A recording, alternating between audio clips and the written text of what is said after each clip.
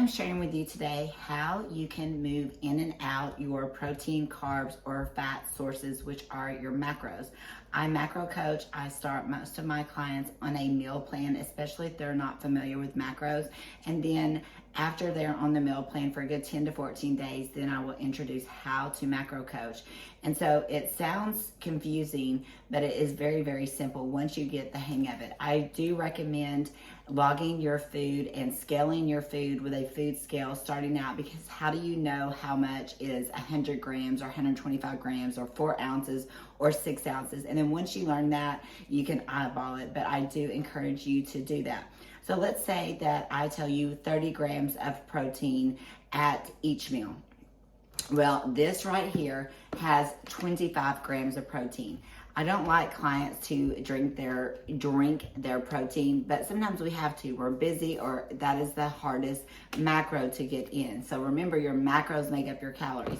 So if you didn't want to be drinking one, then you could do about 7 or 8 egg whites. And you want to use whole eggs because egg white cartons are considered processed. So you could either do a protein drink, or I like to eat in volume, because when you eat whole foods, you're eating more volume and you feel fuller longer. So that is what you would do. You would log it into your MyFitnessPal, and you're thinking, oh, okay, well, I usually do a protein drink, but I want to eat some food. So you're going to equal how much that protein is in egg whites. Let's say you're someone who doesn't eat a lot of greens, or when I travel, I have a hard time getting my greens in.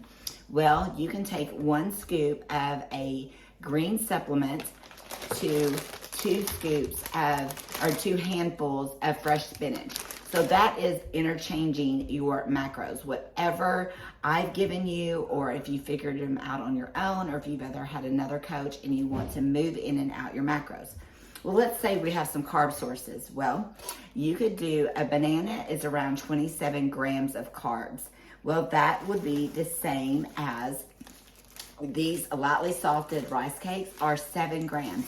So you could have 4 of these to 1 banana. So that is what macro coaching is. And so many people are scared to say, oh, 4 rice cakes, that's a lot of rice cakes.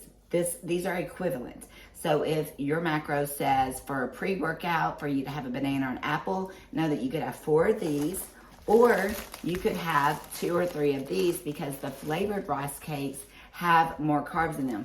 So you look on the back of it, this one has 12. So actually you would probably need to do about 2. 3 would be a little bit over, but it just depends on how you macro it in. You can macro in a donut. Now, a donut has around roughly about 30 grams of carbs, which is the same as a banana. And I tell my clients if they want to have a treat and they want to do that, but know that a donut is not going to give you the same energy as a banana would, and then also you're going to have the sugar content. But if that is something that you want to macro in, because it is still your caloric intake, but if you did a donut every single day, if you're a female, you're going to have sugar cravings, you're going to have cellulite and things of that nature. Now here's another thing. On your protein bars, you could do a 1 bar, or you could do a Built bar. So the 1 bar has 5 more carbs than the Built bar. They have the same amount of protein. This has the same amount of fats. This has less calories. So what you kind of do is think, okay, do I want to eat the 1 bar that has a little bit more of carbs, or do I want to do this and it has less carbs and make up your carbs somewhere else?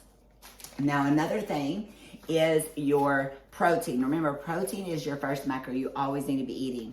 So if you were going to do chicken, it doesn't have hardly any fats versus a filet, which has great protein source as well, but it has more fats. Well, then you would need to add some fats to this meal if that was part of your macro base. The best thing to do is, if you know that you have your macros, and if you're going to eat 4 meals, and let's say your protein is 120, you divide 4 meals into 120, you know you need 30 grams of protein at each meal. So you're not at the end of the night, just rummaging trying to eat all that protein. Because for a female, anything over, for an average female, over 30 grams of protein at a setting can give you a stomach ache. But know that these are great protein sources. This just has more fats and this doesn't have fat. So you would want to maybe add some avocado with if you have grilled chicken, or something that has some fats in it of nature. And then another thing is frozen blueberries.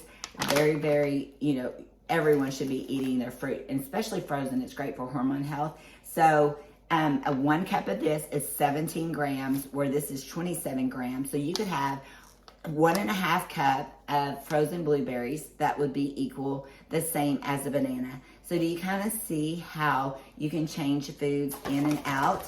Now this right here, these have the same, except this doesn't have any protein.